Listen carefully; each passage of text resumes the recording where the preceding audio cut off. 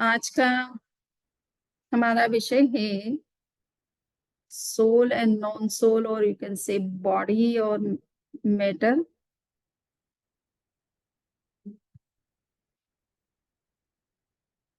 उस संसार में दो तरह की विचारधाराएं चल रही हैं बहुत प्राचीन काल से, और वो विचारधारा है अध्यात्मवाद और भौतिकवाद।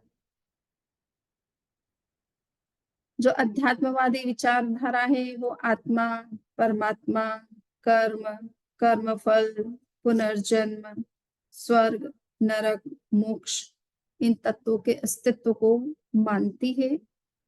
और जो इस विचार आत्मा में विश्वास नहीं करते हैं, अध्यात्म में रुचि नहीं रखते हैं, उसे सही नहीं मानते हैं, ऐसे लोग इन सभी तत्वों को डिनाई करते हैं। The one accepts the eternal existence of the soul and rebirth, the other one denies them. तो एक विचारधारा आत्मा के शाश्वत अस्तित्व को मानती है, स्वतंत्र अस्तित्व को मानती है, और एक विचारधारा ऐसी भी है जो आत्मा के अस्तित्व को डिनाई करती है, और इसलिए पुनर्जन्म आदि जो सिद्धांत है उनको भी नकारती है। इसका परिणाम क्या होता है? हम जिस तरह का चिंतन रखते हैं, विचार रखते हैं, जिस तरह की आइडियोलॉजी को फॉलो करते हैं, उसी तरह की हमारी लाइफ स्टाइल भी हो जाती है। जो अध्यात्म में विश्वास करते हैं, आत्मा में विश्वास करते हैं, परमात्मा में विश्वास करते हैं, मोक्ष में विश्वास करते हैं, कर्म फल में विश्वास करते हैं, स्वर्ग और नरक के अस्तित्व को स्वीकार करते हैं, वो इस बात पर विशेष बल देते हैं कि हमारा जीवन जो है वो संयम पूर्ण होना चाहिए। हमें ऐसा कोई कार्य नहीं करना चाहिए जो हमारे लिए कष्टकारी हो, दुखदाई हो और संसार परिभ्रमण का हेतु बने। इसलिए वो लोग संयम पूर्ण जीवन शैली पर बल देते हैं। हमें ऐसे कोई काम, गलत जो काम है उन सबको अवॉइड करना चाहिए, और जो भी काम हम करते हैं हमारे जीवन से जुड़े हुए, उसमें भी कहाँ हम सीमा कर सकते हैं, मर्यादा कर सकते हैं, लिमिट कर सकते हैं, मिनिमाइज कर सकते हैं, मिनिमलिज्म का जो सिद्धांत है उसको फॉलो कर सकते हैं। इसके ऊपर विशेष बल जो है उन विचारधाराओं ने दिया है जो आत्मा में विश्वास करते हैं, जो अध्यात्म में विश्वास करते हैं। और दूसरी विचारधारा जो आत्मा को मानती नहीं है, क्योंकि उनके अनुसार आत्मा दिखाई नहीं देती है, तो हम ऐसे तत्वों का अस्तित्व कैसे माने, उसमें विश्वास कैसे करें? जो कुछ वर्तमान में हमें दिखाई दे रहा है उसको हम क्यों नहीं स्वीकार करें? जो दिखता नहीं है उसके पीछे भागने का क्या सेंस है, और जो दिख रहा है उसको छोड़ना क्या मूर्खतापूर्ण नहीं है? ऐसे कुछ विचार होते हैं जिनको फॉलो करने वाले लोग ईट ड्रिंक एंड बी मेरी वाली कल्चर को फॉलो करते हैं। खाओ पियो और मौज करो, भस्मीभूतस्य देहस्य पुनरागमनम कुतः। ये शरीर के नष्ट हो जाने पर वापस कोई पुनर्जन्म होना नहीं है। इसलिए हमें चिंता भी नहीं करना है कि अगर हमने मौज मस्ती का जीवन जिया, जो कुछ कमाया वो तो पूरा किया ही, किंतु अगर उसके लिए हमें मौज मस्ती में कोई कमी रह जाए तो हम उसके लिए लोन या ऋण लेकर के भी उस तरह का जीवन जिए तो कोई दिक्कत नहीं है, क्योंकि पुनर्जन्म होना नहीं है, कोई आपसे वापस मांगने वाला नहीं है। तो इस तरह की जो विचारधारा रखते हैं वो eat drink and B Mary वाली कल्चर को प्रमोट करते हैं। मौज करो, सुख से जियो, आनंद से जियो, जितना संसार में सुख और आनंद है जितना ले सकते हो लेने का प्रयास करो। इस तरह का कठिन जीवन, कठोर जीवन, संयम पूर्ण जीवन जीने का कोई अर्थ नहीं है। ऐसी विचारधारा रखने वाले भारतीय चिंतन में चारवाक दर्शन है विशेष रूप से। और चारवाक दर्शन एक तरह से वर्तमान जो मनुष्य की, सामान्य मनुष्य की जो सोच है उसका प्रतिनिधित्व करती है। आम व्यक्ति इसी भाषा में सोचता है कि किसने मोक्ष को देखा है, किसने स्वर्ग को देखा है, किसने नरक को देखा है, और इसलिए इस तरह के संयमपूर्ण जीवन शैली को जीने की कोई आवश्यकता नहीं है। कोई आज तक जो भी स्वर्ग या नरक या मोक्ष गए हैं, वो आकर के पुनः बताते भी नहीं है कि कोई स्वर्ग है, कोई मोक्ष है, कोई नरक है, जहाँ व्यक्ति को अपने बुरे कर्मों का फल मिलता हो। तो इस तरह से जब कोई बताने वाला आज तक कोई मिला नहीं है, तो हम क्यों इस तरह के तत्वों में विश्वास करें? तो इस तरह की विचारधारा रखने वाले लोग दुनिया में कम नहीं है। कहना चाहिए कि आस्तिक विचारधारा रखने वाले की तुलना में नास्तिकों की जो संख्या है वो कहीं ज़्यादा ही हो। सो ये आप इस बात को हम थोड़ा-सा एक आगम जिसको हम राजप्रश्नीय सूत्र कहते हैं और उसमें इसी तरह की विचारधारा को आपको देखने को मिलेगी। 2 तरह की विचारधारा, अध्यात्मवादी विचारधारा और भौतिकवादी विचारधारा। एक आस्तिक विचारधारा है, एक नास्तिक विचारधारा है। तो इसमें नास्तिक विचारधारा का प्रतिनिधित्व करने वाले राजा प्रदेशी हैं और आस्तिक विचारधारा का प्रतिनिधित्व करने वाले कुमार श्रवण केशी हैं, जो कि भगवान पार्श्वनाथ की परंपरा के शिष्य या कहना चाहिए आचार्य हैं और बहुत प्रतिष्ठित आचार्य हैं कुमार श्रवण केशी। सो इस राजप्रश्नीय आगम में इस बात की का पर विशेष जो चर्चा की गई है कि आत्मा का वास्तव में अस्तित्व है या नहीं है। और कुमार श्रवण केशी इस बात को बताने का पूरा प्रयास करते हैं, राजा स्वदेशी को पूरी तरह से समझाने का प्रयास करते हैं कि आत्मा जैसा तत्व जो है वो अस्तित्व में है और उसके लिए राजा प्रदेशी के कई प्रश्न हैं, तो उनका उत्तर देने की का राजा कुमार श्रवण केशी पूरा प्रयास करते हैं और अंत में वो अपने इस प्रयास में सफल भी होते हैं और राजा प्रदेशी को नास्तिक से आस्तिक बना देते हैं। चूँकि ये चतुर्मास का समय चल रहा है और चतुर्मास लगभग कल संपन्न होने वाला है, कल अंतिम दिन है और चतुर्मास की एक परंपरा भी होती है कि चतुर्मास जब किया जाता है तो उसमें विशेष रूप से अध्यात्म संबंधी विषयों की चर्चा की जाती है और जब चतुर्मास के दौरान सभी लोग अध्यात्म को, आत्मा को, कर्म को, मोक्ष को, इन कर्मफल को, पुनर्जन्म को, इन सब तत्वों को विशेष समझना चाहते हैं और समझने का प्रयास करते हैं। किंतु कुछ लोग जो इन विचारधारा में विश्वास नहीं रखते हैं, उनको भी ये आवश्यक है कि ये इन तत्वों का पूरी तरह से बोध कराया जाए और उनकी नास्तिक जो विचारधारा है उसको बदला जाए और उसे आस्तिक बनाया जाए। और इसी कारण से चतुर्मास के दौरान अंत में आचार्य प्रवर या साधु-साध्वी जहाँ भी होते हैं, चतुर्मास करते हैं, वो अंत में इस राजप्रश्नीय सूत्र का पर व्याख्यान ज़रूर करते हैं, जिससे कि ये पूरे चतुर्मास में जिस व्यक्ति को अभी आत्मा समझ में नहीं आई है या कर्मफल में विश्वास नहीं हुआ है, उसको भी ये विश्वास कैसे हो, उसके लिए ये ग्रंथ ज़रूर इस आगम की चर्चा ज़रूर की जाती है चतुर्मास के अंत में, कि वो भी व्यक्ति आस्तिक बने, धर्म के स्वरूप को समझे, अध्यात्म के स्वरूप को समझे, आत्मा के स्वरूप को समझे, कर्मफल को अच्छी तरह से समझे और अपने जीवन में संयम का जितना संभव हो सकता है आचरण करे। तो इस प्रेरणा को देने के लिए स्पेशली इस आगम पर चतुर्मास के अंत में व्याख्यान किए जाते हैं, प्रवचन किए जाते हैं और नास्तिक को भी आस्तिक बनाने का पूरा प्रयास किया जाता है। तो मैं यहाँ पे देख रही हूँ कि राजा प्रदेशी इस आगम के अंतर्गत कई तरह के ऐसे प्रश्न उठाते हैं, जिससे ये सिद्ध करने का वो प्रयास करते हैं कि आत्मा और शरीर कोई 2 तत्व नहीं है। जो शरीर है वही आत्मा है। इसलिए शरीर की मृत्यु के साथ ही आत्मा की मृत्यु हो जाती है, उसका कोई पुनर्जन्म नहीं होता है। उसका बाद में कोई अस्तित्व नहीं रहता है। सभी धर्मों में मोस्टली जो भी थियोलॉजिकल ट्रेडिशंस हैं, रिलीजियस ट्रेडिशंस, स्पिरिचुअल ट्रेडिशंस हैं, वो सभी आत्मा को अमर मानती है, अजर अमर मानती है और इसलिए डेथ के बाद भी वो सर्वाइव करती है इस बात को, चाहे वेस्टर्न रिलीजन मुस्लिम्स हो, चाहे क्रिश्चियन हो, चाहे जूड पीपल हो, ये सब भी इस बात में विश्वास करते हैं कि आत्मा डेथ के बाद भी सर्वाइव करती है।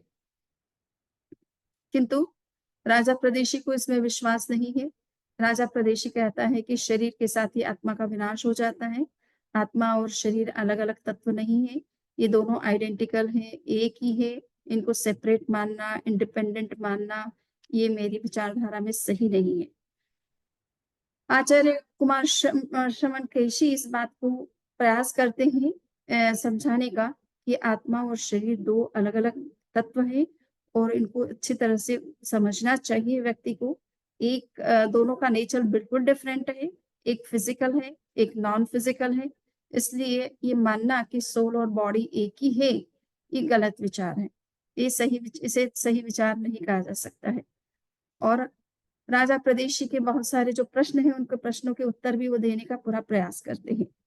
सो भगवान महावीर ने आत्मा का जो सिद्धांत दिया, वो इतना भारतीय चिंतन में इतना प्रतिष्ठित हुआ कि सभी अन्य जो भारतीय विचारधारा हैं, उन्होंने भी जैन धर्म के इस आत्मा के सिद्धांतों को समझने का प्रयास किया है, उसको भी कहीं न कहीं किसी न किसी रूप में एक्सेप्ट किया है और उस पर बल भी दिया है।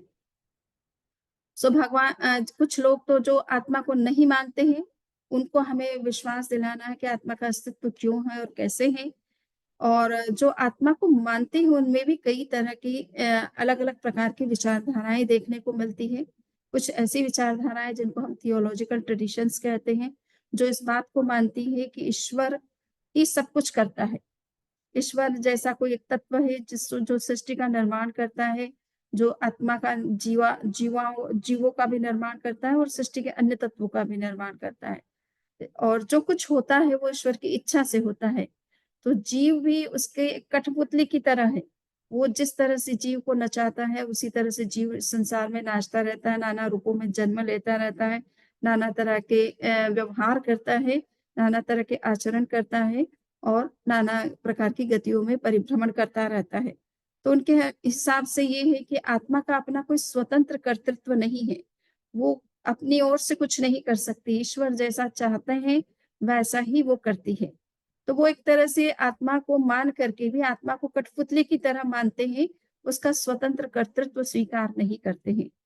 एक विचारधारा है, जिसको हम नियतिवादी विचारधारा कहते हैं। श्रमण परंपरा में एक जैन धर्म की ही एक शाखा कहना चाहिए, आजीवक संप्रदाय के नाम से जानी जाती थी और उसके जो संचालक थे, प्रवर्तक थे, वो गोशालक थे और उनका ये विचारधारा थी कि सब कुछ नियत है, आपके करने से कुछ नहीं होता है, आप अगर अच्छा भी कुछ करेंगे तो उसका अच्छा फल मिलेगा, ऐसा कोई आवश्यक नहीं है और कुछ बुरा करेंगे तो उसका बुरा फल होगा, ऐसा भी कोई निश्चित नहीं है। जो कुछ होता है वो पहले से प्री फिक्स्ड है, यानी प्री डेस्टाइन्ड है, उस प्री डिटरमिन्ड है और प्री कंडीशन्ड है, आप उसको कुछ भी चेंज नहीं कर सकते हैं। तो वो एक तरह से आत्मा के अस्तित्व को मान करके भी उसकी स्वतंत्रता इस रूप में उसके कर्तृत्व की स्वतंत्रता इस रूप में नहीं मानते हैं कि उसके कुछ करने से कुछ होता है। जो कुछ होना है वो प्रीडिस्टाइन्ड है और प्रीडिटरमिन्ड है, वो जैसा होना है वैसा ही होना है, जिसको वो भवितव्यता कहते हैं। जो कुछ होना है वो पहले से सुनिश्चित है। इसलिए जीव को पुरुषार्थ करने का कोई सेंस नहीं है। अगर वो पुरुषार्थ भी करता है तो पुरुषार्थ भी प्रीडेस्टाइन्ड है। इस तरह से जो ओवर स्ट्रेचिंग जिसे हम कहते हैं, ओवर स्ट्रेचिंग का जो एक तरीका है डिटर्मिनिज्म में, वो हर चीज़ नियति के अधीन मानते हैं। पहले से सब कुछ फिक्स है, डिटरमिन्ड है, डेस्टाइन्ड है और आप उसके अगेंस्ट में कुछ भी नहीं कर सकते हैं। सो इस विचारधारा में भी आत्मा के स्वतंत्र कर्तृत्व को स्वीकार नहीं किया गया है या उसका वो कुछ करती भी है तो उसका कुछ फल मिलने वाला नहीं है। जो कुछ निश्चित है वही होना है। किंतु भगवान महावीर नियतिवाद को भी मानते थे, कर्म को भी मानते थे, पुरुषार्थ को, स्वभाव को, इन सब तत्वों को भी मानते थे। किंतु साथ-साथ में उनका इस बात पर विशेष बल था कि आत्मा अपने कर्तृत्व के लिए ज़िम्मेदार होती है। यानी आत्मा का अपना कर्तृत्व स्वतंत्र होता है। वो जो चाहे सो कर सकती है। यानी उसे अपने भाग्य का अगर निर्माण कर जिस रूप में करना चाहती है, वो कर सकती है। तो इसलिए ये सारे तत्व जो हम मानते हैं कि डिटर्मिनिज़्म भी होता है, टाइम का अपना इफ़ेक्ट होता है, नेचर अपनी तरीक़े से काम करती है, अन्य चीज़ें अपने तरीके से काम करती है और उनका अपना कुछ प्रभाव हमारे ऊपर भले होता है, किंतु अगर हमारा पुरुषार्थ जागृत हो जाता है, सेल्फ एफर्ट अगर हमारा अवेकन हो जाता है, तो हम इन सब तत्वों को पीछे छोड़ कर के अपना भाग्य का निर्माण अपने तरीके से कर सकते हैं। So soul is responsible for its right and wrong deeds. ये भगवान महावीर का सिद्धांत है कि आत्मा अपने सुख-दुःख का की कर्ता स्वयं है। और उसके जो राइट और रॉन्ग जो भी एक्शन से हैं, इस उसके लिए वही रिस्पॉन्सिबल है।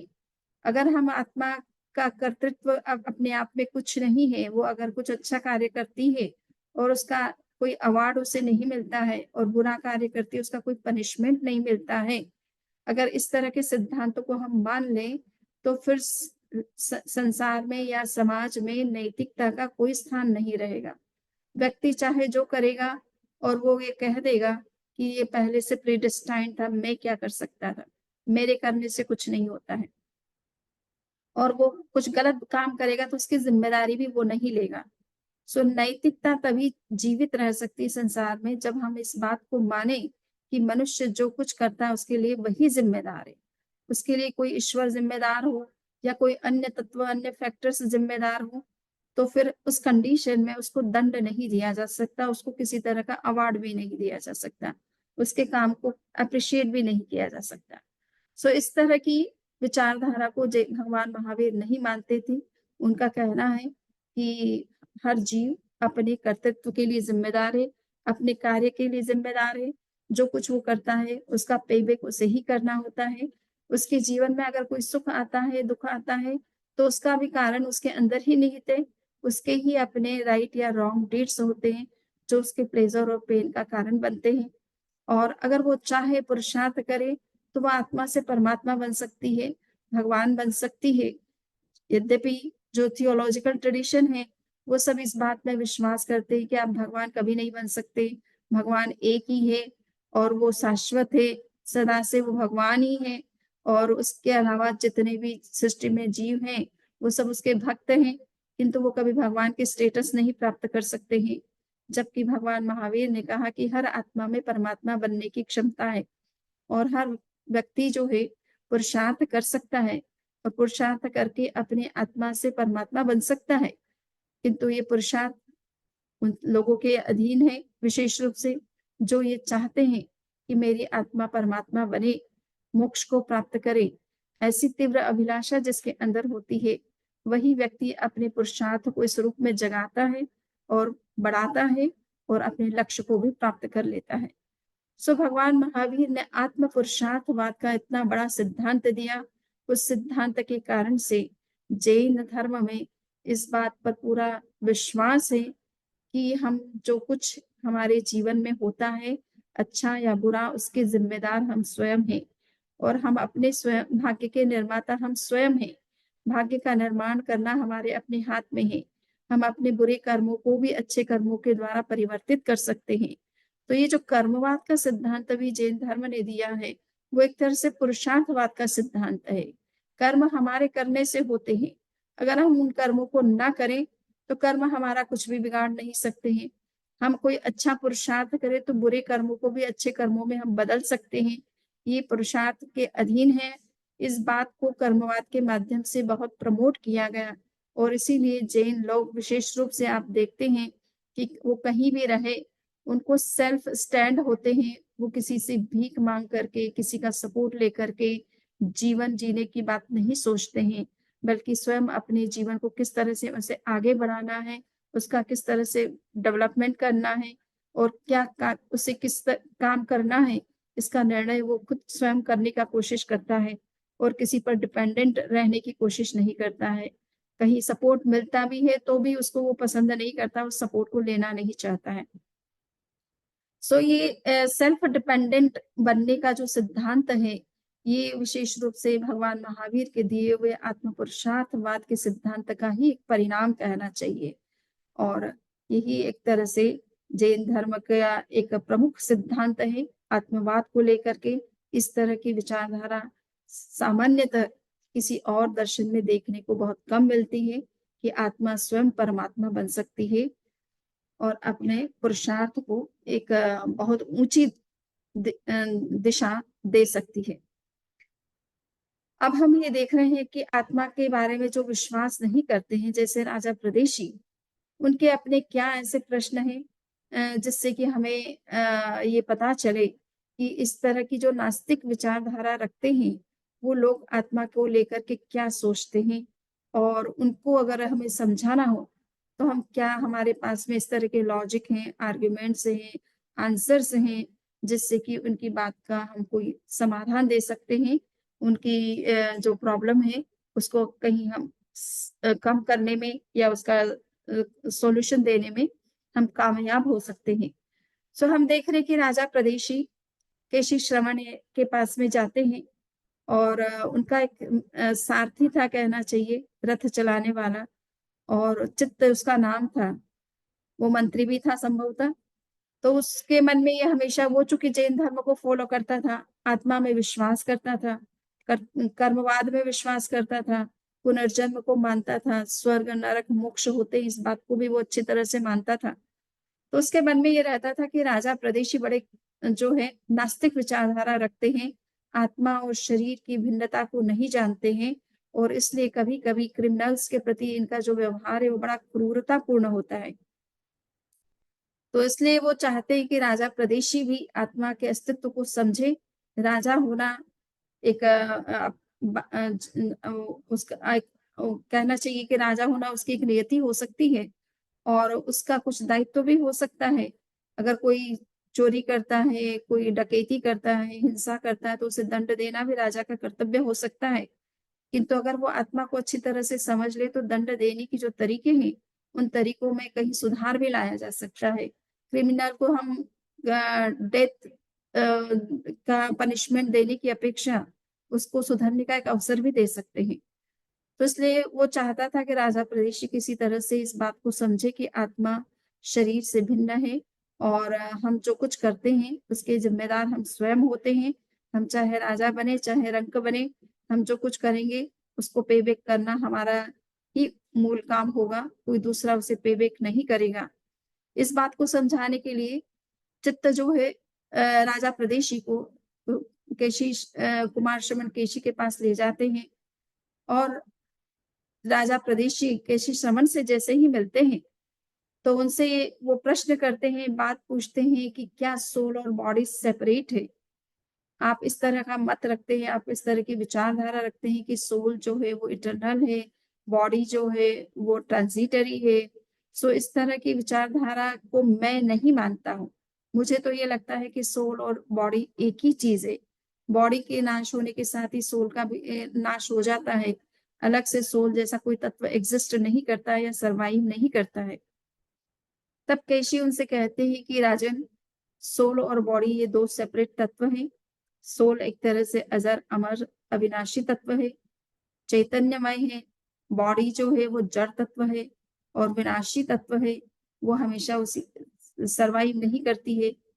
तो इस बात को समझाने के लिए, समझने के लिए प्रदेशी उनसे कुछ आगे प्रश्न करता है कि अगर आप ये मानते हो कि सोल अलग है और बॉडी अलग है, सोल जो है वो इम्मॉर्टल है और बॉडी जो है वो मॉर्टल है, तो मैं ये जानना चाहता हूँ कि मेरे दादा जो कि बड़े क्रूर थे प्रजा के साथ बहुत अच्छा व्यवहार उनका नहीं था।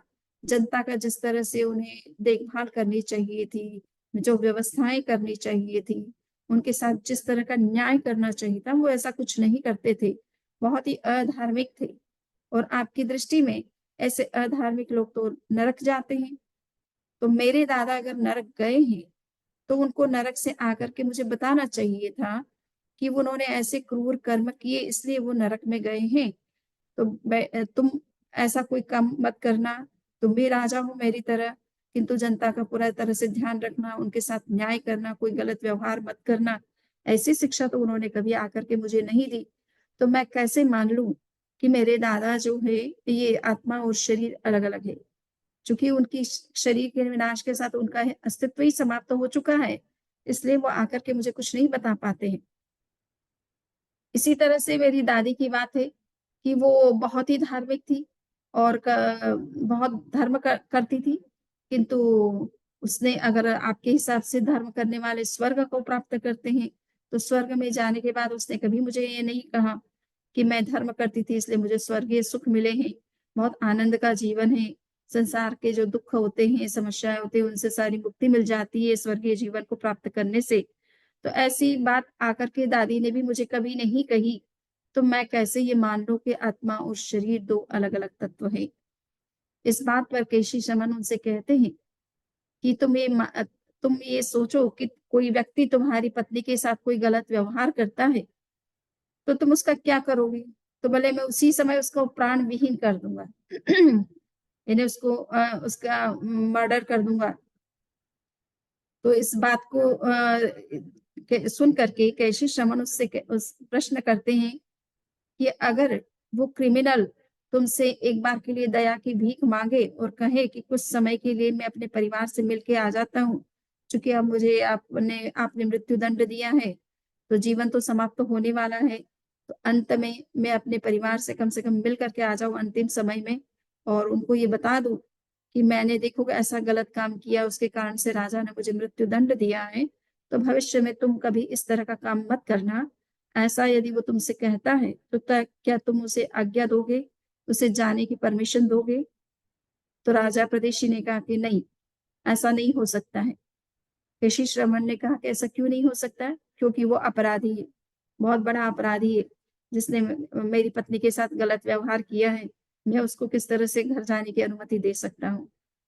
तो श्रमण केशी ने इस बात के उत्तर में एक बात कही कि राजा प्रदेशी, जिस तरह से तुम किसी को अपना क्रिमिनल समझ करके उसको जाने की परमिशन नहीं देते हो, उसी तरह से अगर तुम्हारे दादा ने कोई इस तरह के गलत काम किए हैं, जनता के साथ न्याय नहीं किया है, क्रूरतापूर्ण व्यवहार किया है, उचित जो अपना कर्तव्य निभाना था वो नहीं निभाया है, तो उनके उन गलत कामों के कारण से अगर उन्हें नरक प्राप्त हुई है, तो नरक में वो अपराधी के रूप में वहां पर जन्मे हैं और अपराधी को वहां से निकलने का परमिशन नहीं होती है, उनको वहीं दंड भोगना होता है।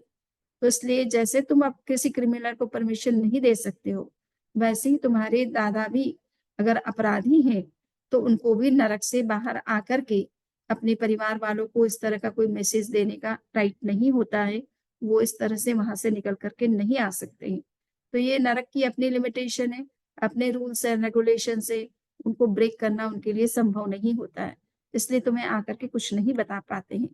इसी तरह से तुम्हारी जो दादी है, वो दादी भी अगर मान लीजिए कि उसने धर्म किया और वो वहां पर गई स्वर्ग में और फिर वापस तुम्हारे पास लौट करके आकर के तुम्हें कुछ नहीं बता पाई, तो इसका कारण भी यही है कि अगर तुम मान लीजिए कि तुम किसी मंदिर में जाने के लिए तैयार हो, स्नान किया है, बिल्कुल स्वच्छ वस्त्र पहने हैं और पूजा और आरती का सामग्री लेकर के तुम मंदिर जाने की तैयारी कर रहे हो, उसी समय कोई व्यक्ति रेस्ट रूम में है और आपसे कहता है कि स्वामी आप इधर आइए, राजा ने बात उन्हें कहना है कुछ भी, तो क्या तुम बाथरूम में जाओगे, उस ऐसे शौचालय में जाकर के उससे कोई बात करना पसंद करोगे?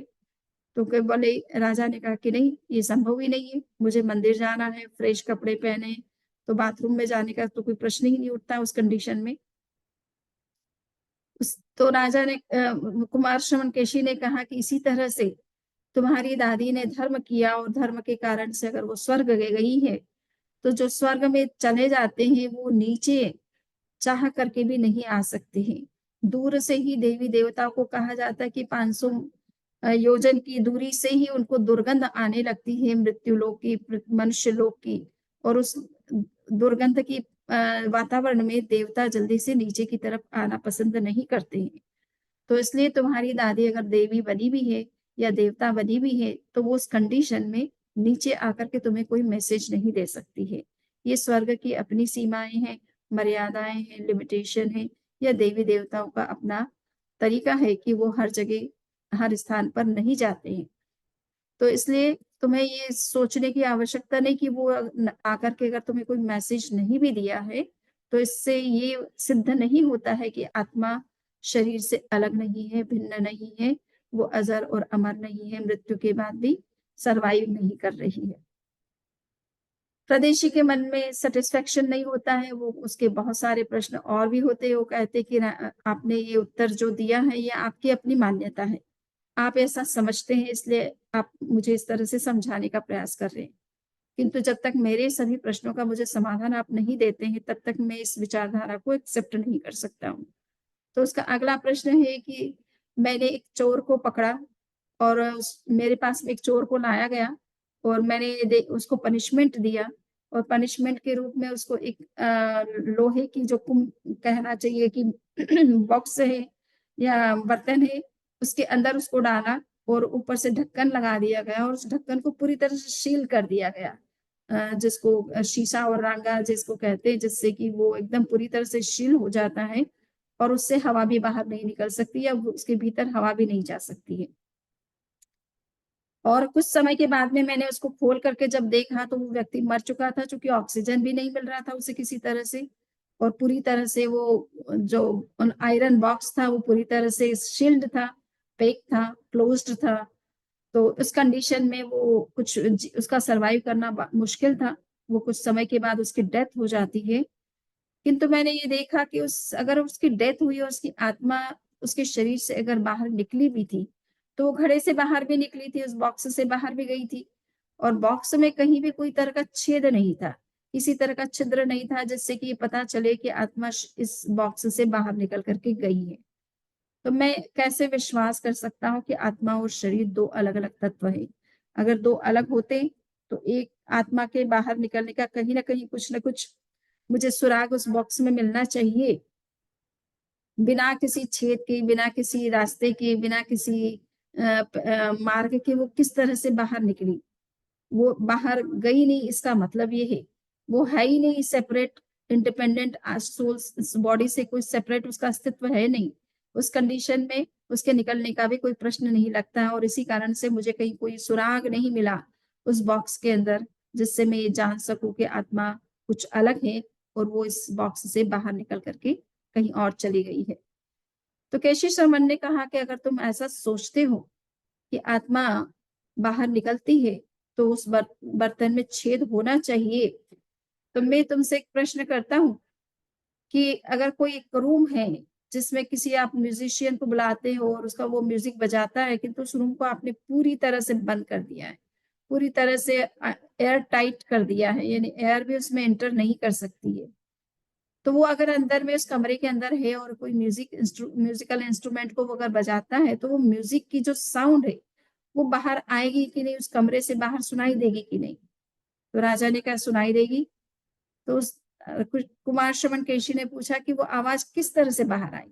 क्या होल के अंदर किसी तरह का छेद हुआ जिससे कि वो साउंड बाहर निकल कर के आई है और तुम्हें सुनाई दे रही है, या बिना छेद के ही वो आपको सुनाई दे रही है? तो केशी श्रवण ने कहा कि वो तो बिना छेद के ही बाहर आ जाती है, उसके लिए छेद की कोई आवश्यकता नहीं होती है। तो कुमार श्रवण केशी ने कहा कि साउंड जो कि एक मटेरियल एक तरह से वेव्स होती है, साउंड वेव्स होती है, म्यूजिक एक प्रकार से मटेरियल साउंड वेव्स होती है, उस मटेरियल वेव्स को बाहर निकलने के लिए भी छेद की जब जरूरत नहीं है, तो सोल तो एक तरह से नॉन मटेरियल एलिमेंट है, उसके बाहर निकलने के लिए क्या, उसको बाहर निकलने के लिए क्यों छेद की आवश्यकता पड़ती है? उसकी गति जो होती है वो अप्रतिहत होती है, यानी किसी भी चीज से वो अवरुद्ध नहीं होती है, रेस्ट्रिक्टेड नहीं होती है, वो अनरेस्ट्रिक्टेड मोशन उसका होता है, बिना किसी छेद के भी और कहीं से भी वो पार हो सकती है। उसके सामने चाहे कितना ही बड़ा माउंटेन आ जाए, कितनी ही सॉलिड आयरन वॉल खड़ी कर दी जाए, उसमें से भी वो पार होकर के निकल जाएगी। तो इसलिए उसको किसी तरह का छेद की आवश्यकता नहीं होती, किसी तरह के पैसेज की आवश्यकता नहीं होती है, हॉल की आवश्यकता नहीं होती किसी चीज से बाहर आने के लिए या बॉडी से बाहर आने के लिए। नेक्स्ट राजा प्रदेशी का प्रश्न होता है, क्योंकि वो कहता है कि ठीक है, ये भी आपकी मान्यता हो सकती है, किंतु मुझे आप ये बताइए कि कोई बच्चा है, वो क्या 5 बाणों को एक साथ चला सकता है, शूट कर सकता है, जैसे कि एक यंग मैन कर सकता है जो तीरंदाज होता है, अर्जुन की तरह होता है या अश्वत्थामा की तरह होता है या कर्ण की तरह होता है, तो वो एक साथ 5 बाणों को भी छोड़ सकता है। उसी तरह से क्या बच्चा भी एक 5 बाणों को एक साथ छोड़ सकता है? राजा कुमार शमन केशी ने कहा कि ये संभव नहीं हो सकता है, क्योंकि उन्होंने कहा कि अच्छा ये तुम मुझे ये बताने की कोशिश करो कि वो युवक जो 5 बाणों को छोड़ता है, वो अत्यंत दक्ष होता है, कुशल होता है, धनुर्धर होता है, धनुर्विद्या को वो पूरी पहले सीखता है, अपने आप प्रशिक्षण लेता है, उसकी ट्रेनिंग लेता है, उसके बाद ही वो समर्थ बनता है। तो ये राजा प्रदेशी कहता है ये बात बिल्कुल सच है कि ऐसा होता है। दूसरा, कुमार शमन केशी ने ये बात कही कि वो अगर धनुष छोड़ता है तो उसके लिए तुम ये मानते हो कि उसका जो धनुष्य है वो भी बहुत स्ट्रॉन्ग होना चाहिए, बहुत कहना चाहिए कि नया होना चाहिए और उसकी डोरी भी उतनी स्ट्रॉन्ग होनी चाहिए, उसके बाण भी उतने स्ट्रॉन्ग होने चाहिए और वो भी स्वयं दक्ष होना चाहिए। तो बोले ये ऐसा तो होता ही है, तभी ये संभव हो सकता है। अगर बाण कमज़ोर है, धनुष्य कमज़ोर है, पुराना है और उसकी डोरी भी अगर स्ट्रॉन्ग नहीं है, तो वो बाण को कितना भी दक्ष हो, 5 बाणों को एक साथ नहीं छोड़ सकता है। तो कुमार श्रवण केशी ने कहा कि इसी तरह से तुम्हें ये बात समझना है कि बच्चा क्यों नहीं चला सकता है। बच्चा दक्ष नहीं है अभी, उसने धनुर्विद्या को सीखा भी नहीं है और उसकी बॉडी अभी उस तरह से धनुष्य को पकड़ने में समर्थ नहीं है, डोरी को खींचने में समर्थ नहीं है, बाणों का संधान करने में समर्थ नहीं है। उस कंडीशन में उससे आप ये चीजें एक्सपेक्ट नहीं कर सकते हो। इसी तरह से एक प्रश्न राजा प्रदेशी उनसे पूछते हैं कि चलिए बच्चा ऐसा नहीं कर सकता क्योंकि वो इमैच्योर है, उसने अभी धनुर्विद्या का प्रशिक्षण नहीं लिया है।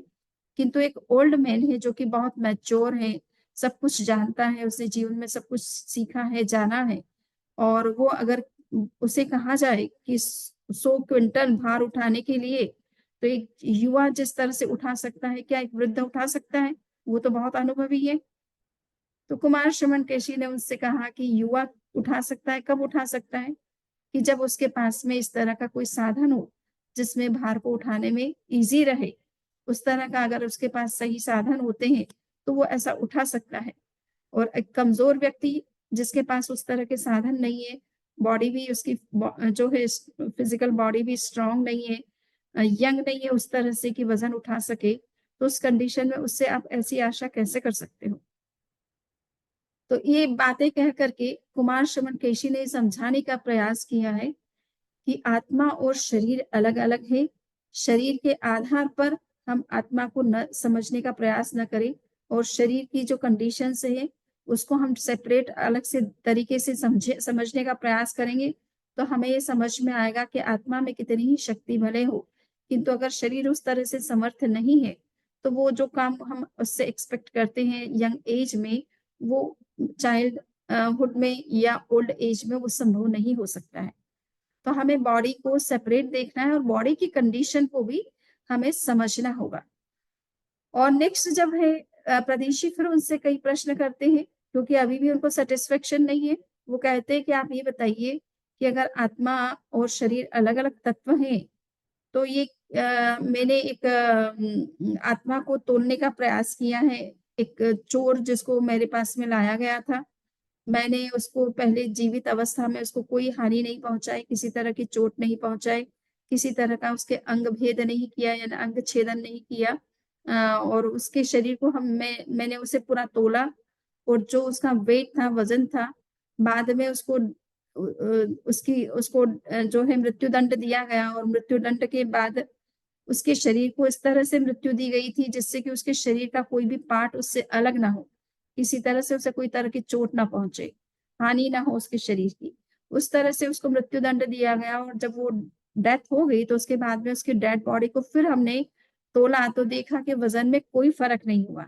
अगर आत्मा उसके अंदर अलग सेपरेट से होती, तो उसका तो कुछ वज़न अधिक होना चाहिए लाइव अवस्था में जब वो जीवित था, उस अवस्था में उसका वेट ज़्यादा होना चाहिए था और डेथ होने के बाद में उसका वेट कम होना चाहिए अगर आत्मा उससे अलग हो गई है और उसका वेट अगर उससे निकल गया है, तो उस डेड बॉडी का वेट थोड़ा कम हो जाना चाहिए था।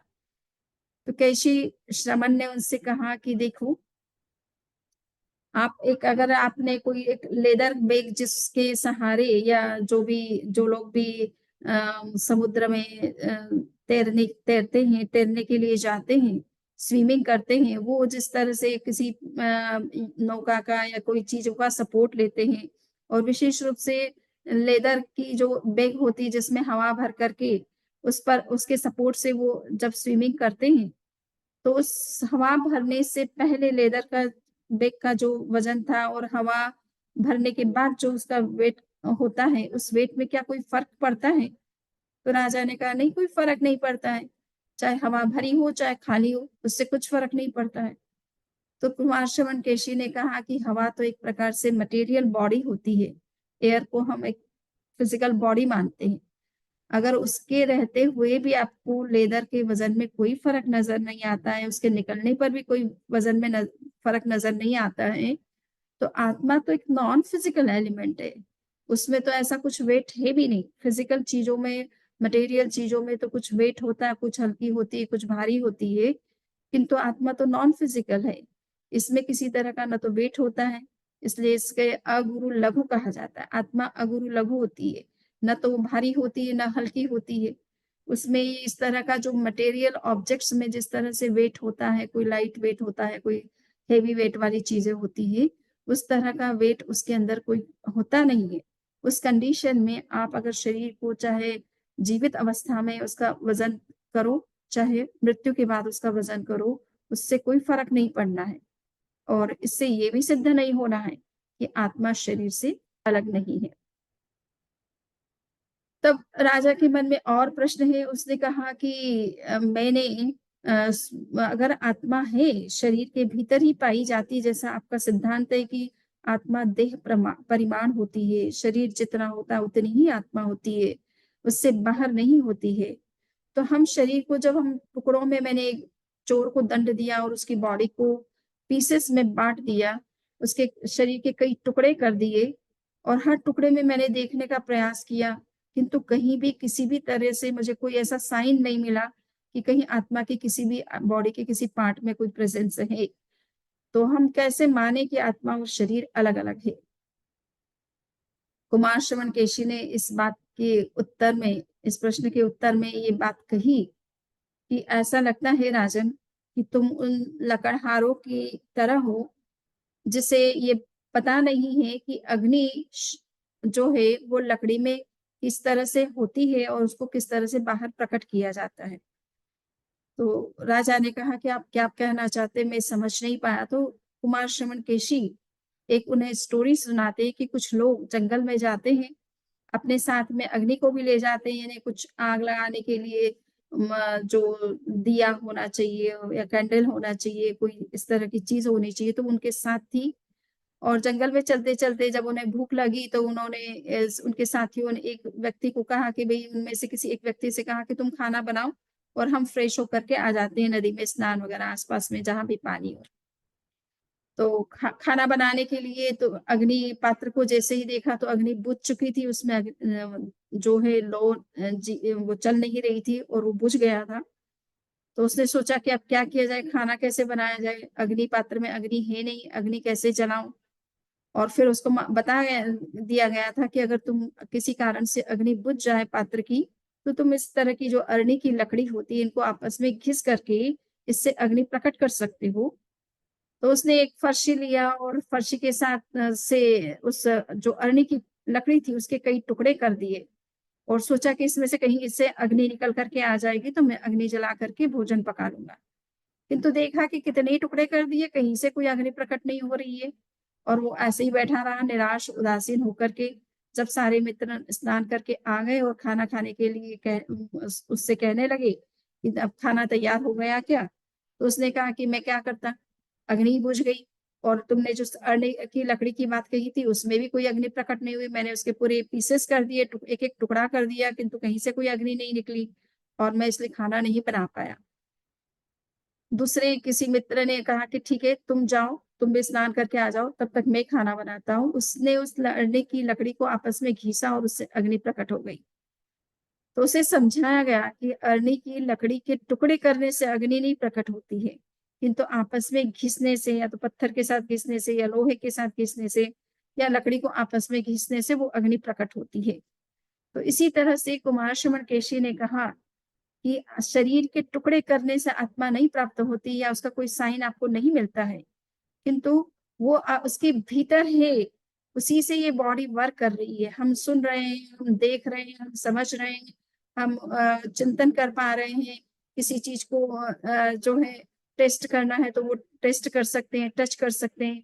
ये सारी हमारी जो क्रियाएं, कॉग्निटिव जो भी हमारे बिहेवियर है, ये बिना आत्मा के संभव नहीं है। जड़ बॉडी से, डेड बॉडी से में इस तरह का कोई एक्शन और रिएक्शन नहीं होता है। जो भी कॉग्निटिव बिहेवियर हमारे अपने दिखाई दे रहे हैं, ये हमारे अंदर जो आत्मा है, उसके अंदर जो कॉन्शियसनेस है, उसके थ्रू ये सारे काम हो रहे हैं। और उसको समझने के लिए, उसको देखने के लिए हमें बॉडी के पीसेस करने की आवश्यकता नहीं है, बल्कि उसको तरीके से समझने की आवश्यकता है कि अगर चेतना है, तो ही हमें किसी तरह का ज्ञान हो सकता है। अगर चेतना नहीं है शरीर के भीतर में, आत्मा नहीं है, तो हम किसी तरह का बोध नहीं कर सकते हैं। कोई भी हमारा जो बुद्धिपूर्वक जो व्यवहार होता है, कॉग्निटिव हमारा जो भी बिहेवियर होता है, वो बिहेवियर नहीं हो सकता है। कॉन्शियस जो बिहेवियर होते हैं, एक्शंस होते हैं, वो एक्शन नहीं हो सकते हैं। इस बात को आप अगर तुम अच्छी तरह से समझ लो, तो तुम्हें समझ में आ जाएगा कि शरीर और आत्मा 2 अलग चीज़ें हैं। डेड बॉडी में उस तरह के व्यवहार कभी आपको देखने को नहीं मिलते हैं।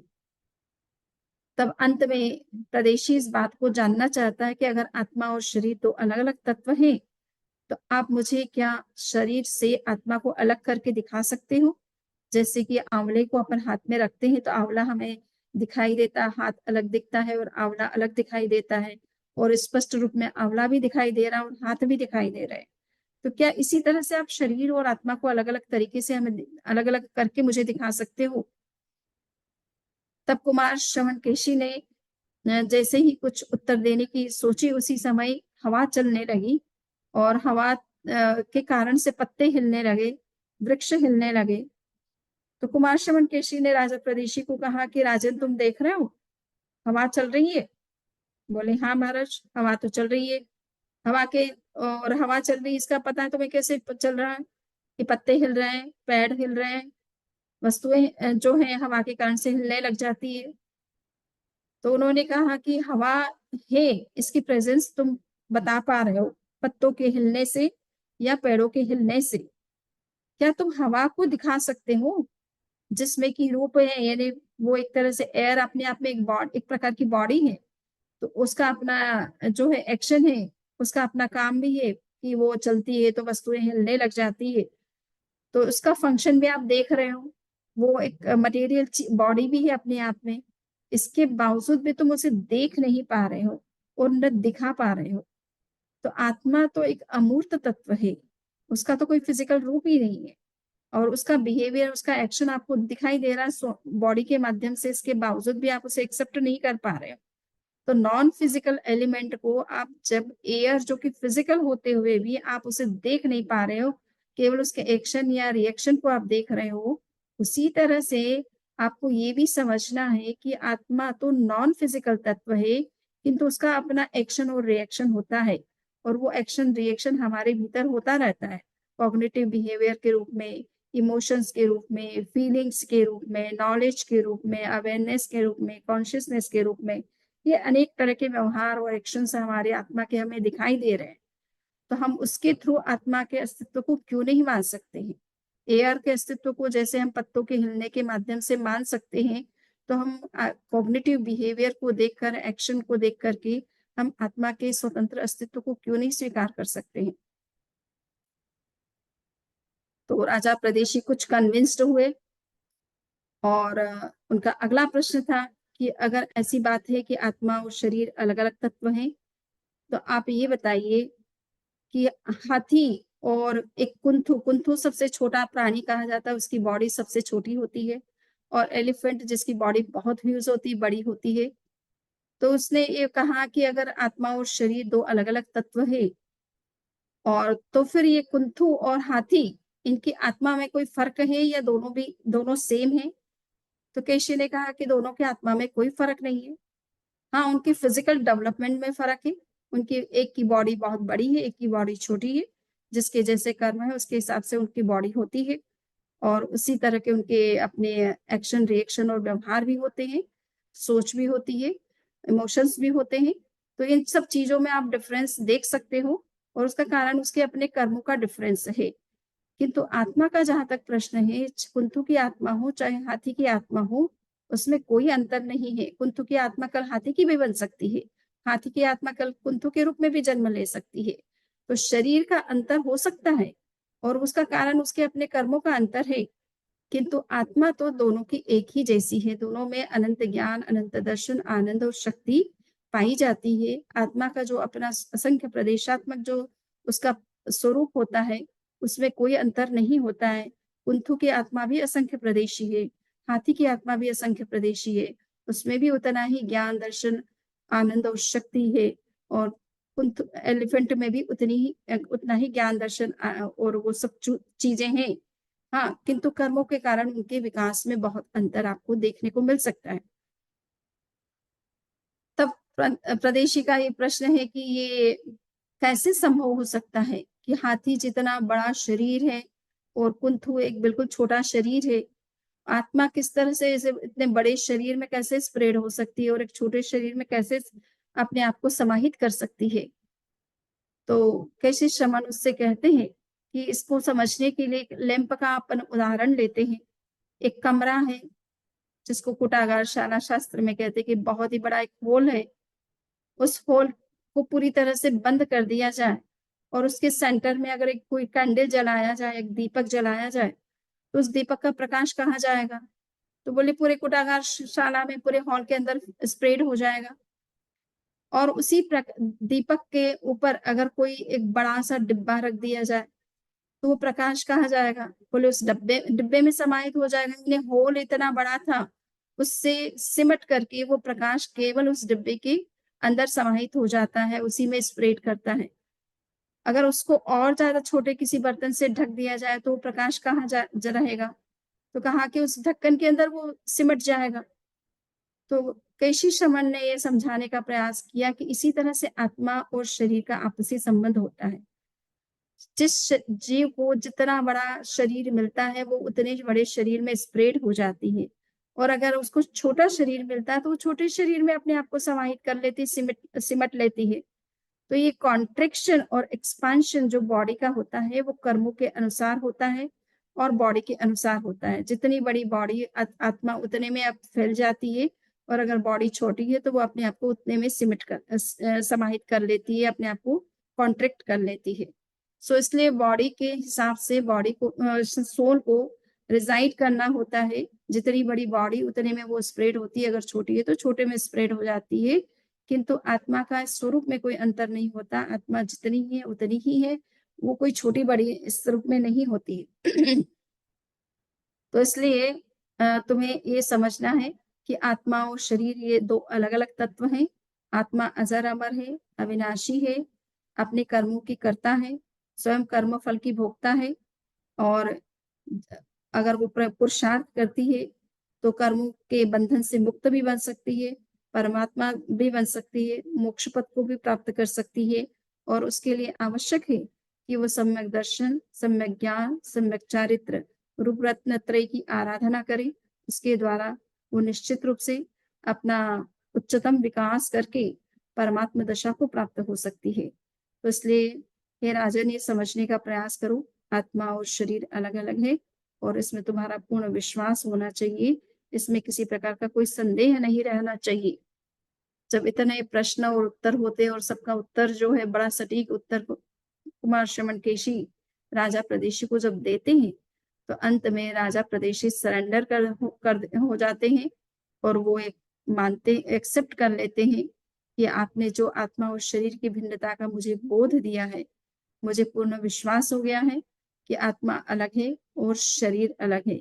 अब मैं आत्मा को केंद्र में रख कर के ही अपने सारे आचरण करूँगा, सारे व्यवहार करूँगा और उसी तरह की जीवन शैली को अपनाऊँगा। तो इस बात के साथ आपने ये देखा कि किस तरह से राजा प्रदेशी कुमार शमन केशी से इस बात को समझ लेते हैं कि आत्मा और शरीर अलग है, आत्मा अजर, अमर, अविनाशी है, अपने कर्मों की कर्ता है, अपने सुख-दुःख की भोक्ता है और अपने पुरुषार्थ के द्वारा मोक्ष पद को भी प्राप्त कर सकती है, अपने स्वरूप का पूर्ण विकास भी कर सकती है। ये बात उसके बहुत ज़हन में बहुत गहरी उतर जाती है और वो तब से आस्तिक बन कर के जैन धर्म को फ़ॉलो करने लग जाता है। तो आज हमने ये समझने का इस राजप्रश्नी सूत्र के माध्यम से प्रयास किया है कि किस तरह से नास्तिक व्यक्ति भी आस्तिक बन सकता है, जब उसे आत्मा और शरीर की भिन्नता का सही-सही बोध हो जाता है और आत्मा और शरीर की भिन्नता के बोध को ही सम्यक दर्शन कहा जाता है।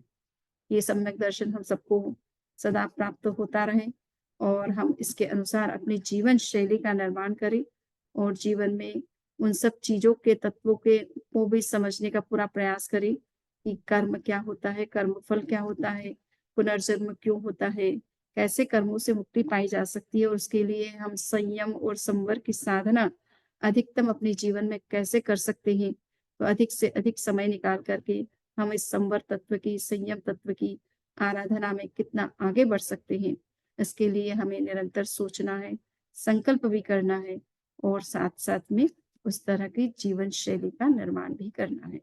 इन्हीं विचारों के साथ आज का ये वक्तव्य संपन्न होता है। किसी के कोई प्रश्न है तो कर सकते हैं।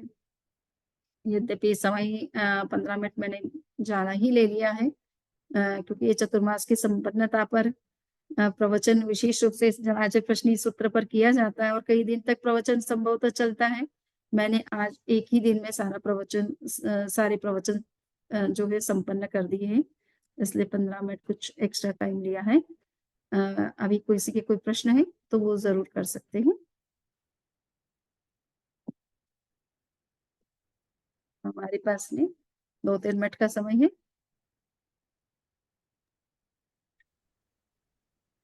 सभी अनम्यूट है मेरी तरफ से। में राजा प्रदेशी कभी भगवान महावीर से मिले या नहीं?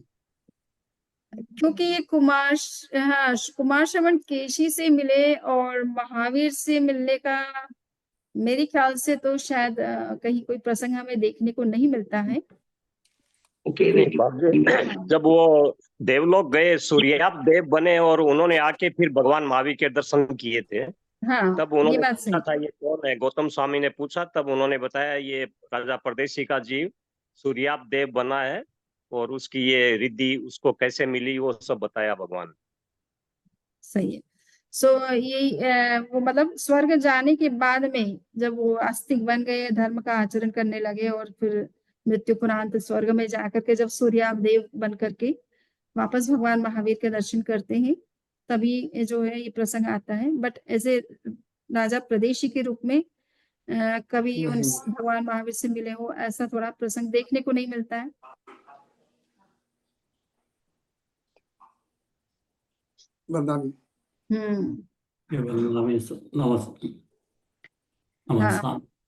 ये बुक का नाम आपने क्या बताया? क्या चीज? ये जो ये सब क्वेश्चन है वो कौन सी बुक में है पंदामी? ये राजप्रश्नीय सूत्र है, राजप्रश्नीय सूत्र। अच्छा, ओके, है ना। अब एक आगम है। अच्छा, और क्या शरीर और आत्मा करके आचार्य श्री महाप्रज्ञ जी की पुस्तक है। इस आगम के इन प्रश्न क्वेश्चन आंसर को लेकर, आत्मा के स्वरूप को लेकर के, तो शरीर और आत्मा करके उस बुक को भी आप देख सकते हो। बहुत ही अच्छा उन्होंने राजप्रश्नी सूत्र को बहुत ही कहना चाहिए मॉडर्न तरीके से प्रेजेंट किया है। तो वंदना हमारे वहाँ पे है ये बुक? हाँ है। ओके, थैंक यू वंदना। राय प्रसन्न सोल एंड बॉडी करके इंग्लिश में भी है। हाँ,